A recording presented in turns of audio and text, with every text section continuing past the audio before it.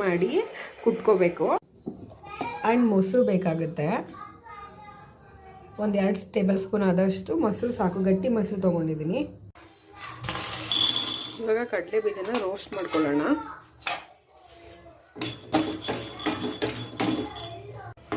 ಈ ಥರ ಸ್ವಲ್ಪ ಬ್ಲ್ಯಾಕ್ಸ್ ಥರ ಬರಬೇಕು, ಪಟ್ ಪಟ್ ಅನ್ನತ್ತೆ, ಅದನ್ನು ಸಿಪ್ಪೆ ಓಪನ್ ಆಗುತ್ತೆ. ಇಷ್ಟು ಮಾಡಿಕೊಂಡ್ರೆ ಸಾಕಾಗುತ್ತೆ. ಇದನ್ನು ಹೀಗೆ ಒಂದು ಪ್ಲೇಟ್ಗೆ ಹಾಕೋಣ.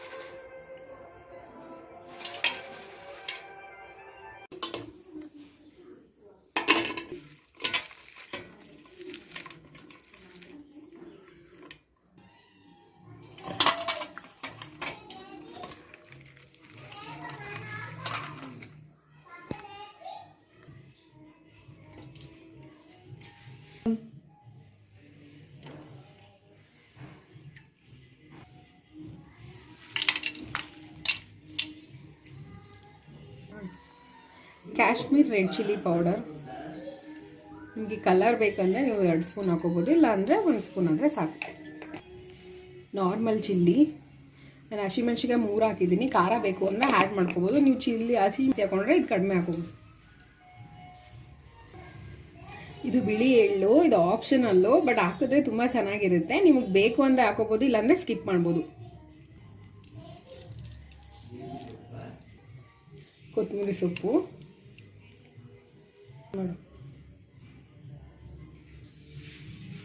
ಇದು ಎಣ್ಣೆ, ನಾನು ಕೊಬ್ಬರಿ ಎಣ್ಣೆ ಯೂಸ್ ಮಾಡ್ತಿದ್ದೀನಿ. ನಿಮ್ಗೆ ಯಾವ್ದು ಬೇಕಾದರೂ ಅಡುಗೆ ಎಣ್ಣೆ ಯಾವ್ದು ಬೇಕಾದ್ರೂ ಯೂಸ್ ಮಾಡ್ಬೋದು.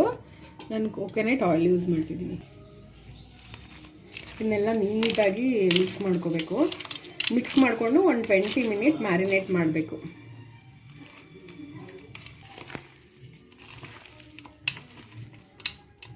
ಒಂದು 20 ಮಿನಿಟ್ಸ್ ಆದರೆ ಸಾಕು.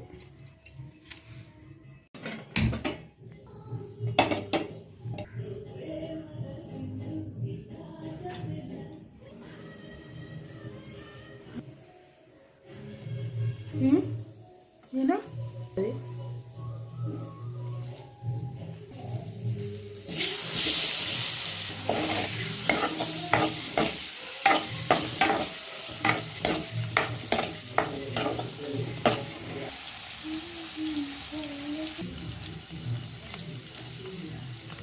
ಮಾಡ್ಕೋಬಹುದು. ಅದು ಏನಾದ್ರೆ ನೋಡಿದ್ರೆ ನೋಡಿ ಎಲ್ಲ ಆರಾಮ ಆರಾಮಾಗಿ ತೆಗಿಬಹುದು. ಅದೇ ರೀತಿ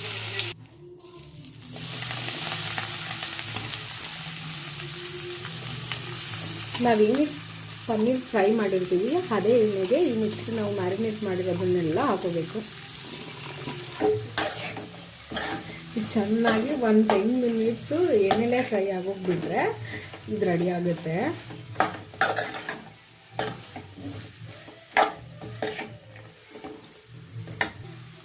ರುಚಿಗೆ ತಕ್ಕಷ್ಟು ಸಾಲ್ಟ್, ನೀವು ಮ್ಯಾರಿನೇಟ್ ಮಾಡ್ಕೊಳ್ಳುವಾಗಲೂ ಹಾಕೋಬೋದು, ಇಲ್ಲಾಂದರೆ ಈ ಥರ ಹಾಕೋಬೋದು.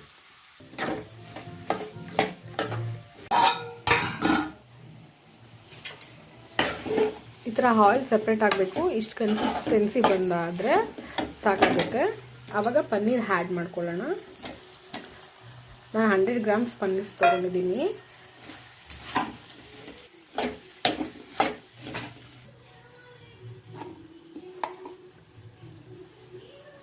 ಎರಡು ಟೇಬಲ್ ಸ್ಪೂನ್ ಗಟ್ಟಿ ಮೊಸರು ಸಾಕಾಗುತ್ತೆ. ನೀಟಾಗಿ ಮಿಕ್ಸ್ ಮಾಡ್ಕೋಬೇಕು. ನಾನಿಲ್ಲಿ ಯಾವುದೇ ನೀರು ಯೂಸ್ ಮಾಡಿಲ್ಲ, ನೀರು ಹಾಕೋ ಅವಶ್ಯಕತೆ ಇಲ್ಲ. ಈ ಥರ ಇದೆ ಆಗುತ್ತೆ.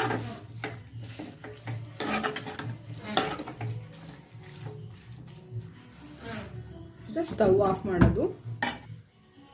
ಸ್ವಲ್ಪ ಕಸ್ತೂರಿ ಮೇಥಿನ ಹಾಕೊಳ್ಳಿ. ಬಿಟ್ರೆ ಗ್ರೇವಿ ರೆಡಿ.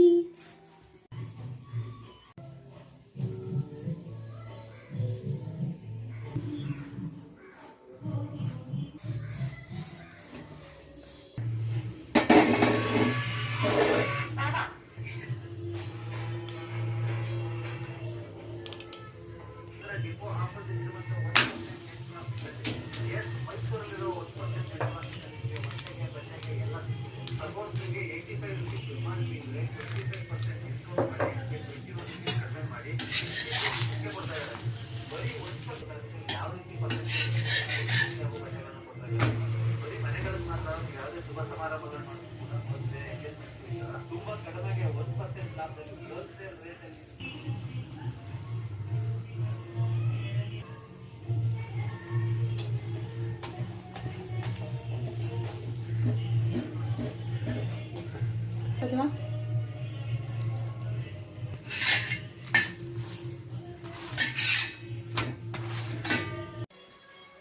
ಬಿಸಿ ಬಿಸಿ ಚಪಾತಿ ಜೊತೆ